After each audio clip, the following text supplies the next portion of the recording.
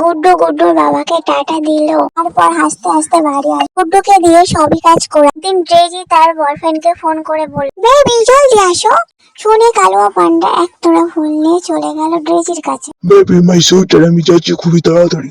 ড্রেজি খুবই সাজগোজ করে নিল আর ভাবলো কেউ আর তাকে ধরতে পারবে না। গুড্ডু তাদেরকে দেখে ফেললো আর ভাবলো তাদেরকে আমি ছাড়বো না। এই তেল দিয়ে আর বুম দিয়ে তাদেরকে সবাক শেখাবো। যেই বার্গারটা আনলো অমনি খেতে গিয়ে বুম ফেটে উঠলো। এই তোকে আমি ছাড়বো না। তারা দুজনে পড়ে কাঁদতে লাগলো। গুড্ডু তাদের ফটো তুলে তার বাবাকে পাঠিয়ে দিল। তা দেখতেই রেগে গেল। গুড্ডুর সৎমা তাকে ধরে নেড়া করে দিল। গুড্ডু ফুঁইপে ফুঁইপে কাঁদতে লাগলো। তা দেখে তার সৎমারা হাসতে লাগলো। এমন সময় গুড্ডুর বাবা ঘরে চলে আসলো। দরজা ভেঙে তাদেরকে খুবই মারধর করলো।